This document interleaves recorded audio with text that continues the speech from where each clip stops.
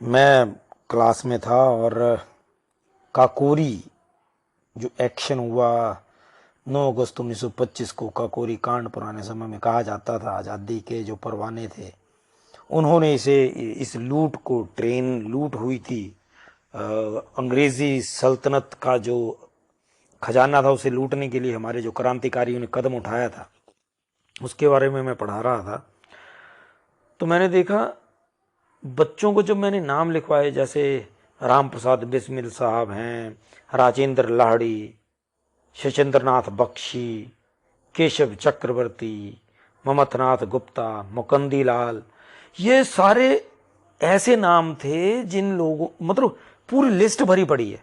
मैं आपको बताऊं तो और भी कई नाम मैं लेकर के आऊंगा आपके लिए जो आपने शायद ना सुने हो पहले, और अगर सुने होंगे तो बड़े ज्यादा नहीं सुने होंगे, इनके ऊपर बड़ा ज्यादा ध्यान नहीं दिया गया है।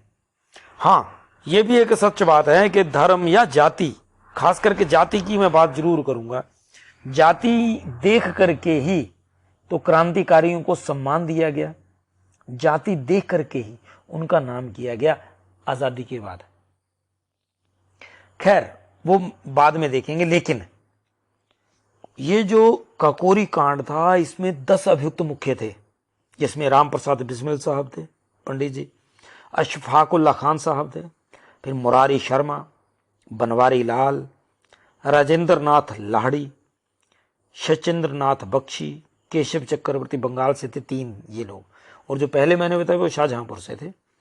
फिर चंद्रशेखर आजाद, मनमथ नाथ गुप्ता, ये बनारस से थे, मुकंदी लाल साहब औरैया से थे। ये जब ट्रेन पे चढ़े हैं, इन्होंने जाकर के कोशिश करी कि वो उस लूट को अंजाम दिया जाए, और ट्रेन लूट भी ली गई, लेकिन बाद में ये सारे पकड़े भी गए। और इनमें से जैसे राम प्रसाद बिस्मिल हैं, अशफाकुल्ला खान हैं, राजेंद्र नाथ लाहड़ी हैं, और मुकंदी लाल, और जो कई हैं, इनमें से मतलब इनको फांसी हो गई। भगत सिंह या चंद्रशेखर आजाद से पहले ये लोग झूल गए देश के लिए। चंद्रशेखर आजाद बाद में उन्होंने खुद अपनी शहादत दी।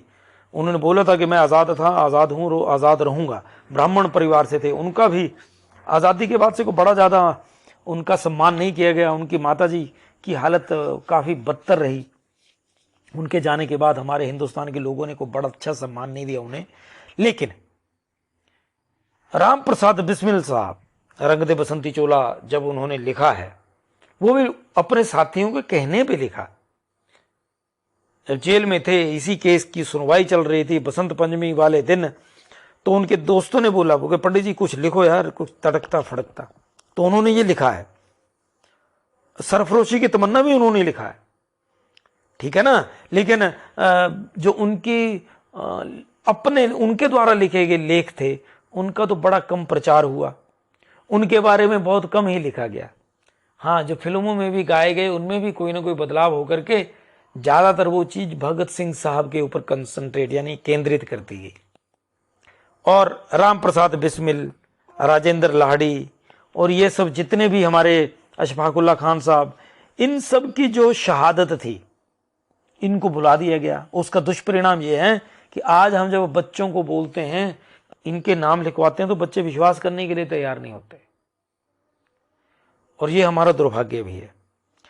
सरकारें तो ठीक ही थी, नेता तो ठीक है, वो जाति देख करके, मजहब देख करके, पार्टी देख करके सम्मान देते थे अपने जो क्रांतिकारी थे। लेकिन हम हिंदुस्तान की जनता, हम लोगों को क्या हो गया था? क्या हम लोगों ने इतिहास नहीं पढ़ा?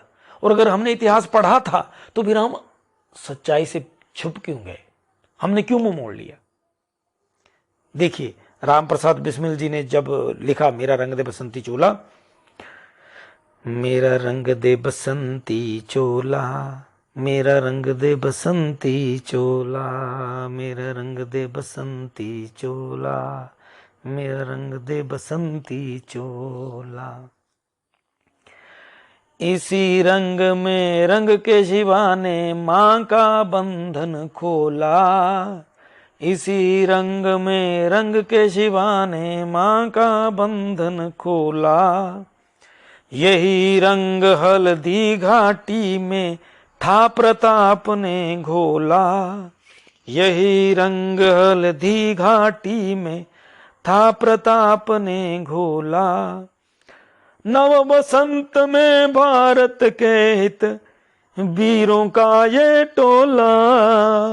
नव बसंत में भारत के हित वीरों का ये टोला। किस मस्ती से पहन के निकला यह बसंती चोला। मेरा रंग दे बसंती चोला। मेरा रंग दे बसंती चोला। ये बिस्मिल साहब ने लिखा, पंडित जी ने लिखा। और इसके आगे भगत सिंह साहब ने जोड़ी हैं लाइनें। जब वो लाहौर की जेल में थे उन्होंने इसमें एडिशन किया। सुनिए उन्होंने क्या लिखा। इसी रंग में बिस्मिल जी ने वंदे मातरम बोला। इसी रंग में बिस्मिल जी ने वंदे मातरम बोला। यही रंग अशफाक को भाया उनका भी दिल डोला। यही रंग अशफाक को भाया उनका भी दिल डोला। इस रंग में हम मस्तों ने इसी रंग में हम मस्तों ने दूर फिरंगी को करने को दूर फिरंगी को करने को लहू में अपने घोला। मेरा रंग दे बसंती चोला। मेरा रंग दे बसंती चोला।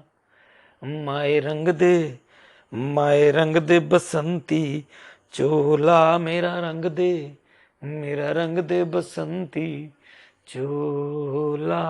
माए रंग दे बसंती चोला। भगत सिंह ने कहीं भी ये छुपाव नहीं रखा कि बिस्मिल साहब और अशफाक उल्लाह साहब इन्होंने क्या, उनके मतलब भगत सिंह से पहले वो फांसी के फंदे पर झूल गए। कहीं पड़ता नहीं है उन्होंने रखा हुआ। लेकिन भारत जब आजाद हुआ तो हमारी नेताओं की नीयत में बदनीति आई। उन्होंने फांसी और आजादी की लड़ाई, इसमें जिन्होंने हिस्सा लिया उनको जो सजाएं मिली उनको उन्होंने कैटेगराइज कर दिया जाति देख करके। और उसका दुष्परिणाम क्या निकला। आज हमारे बच्चे इन महान विभूतियों जो निस्वार्थ भाव से देश की सेवा कर रहे थे, अभी मैंने इनमें से किसी की भी जाति का जिक्र नहीं किया। आपसे प्रार्थना है, जिन लोगों के मैंने नाम लिए, अगर आपके मन में थोड़ा सा भी भाव रहे जाति सा, तो इनके बारे में सर्च मारिएगा कौन किस जाति से था, कभी देखिए तो सही। और आप पाएंगे कि जाति के आधार पर, पर्टिकुलर जाति के आधारों पर इस देश में क्रांतिकारियों और जो देश के लिए शहीद हुए उनके ऊपर राजनीति हुई, उनके साथ दुष्व्यवहार, दुर्व्यवहार, सौतेला व्यवहार हुआ है। मैं फिर आऊंगा इसी कड़ी को आगे जोड़ते हुए। जय हिंद, जय भारत, वंदे मातरम।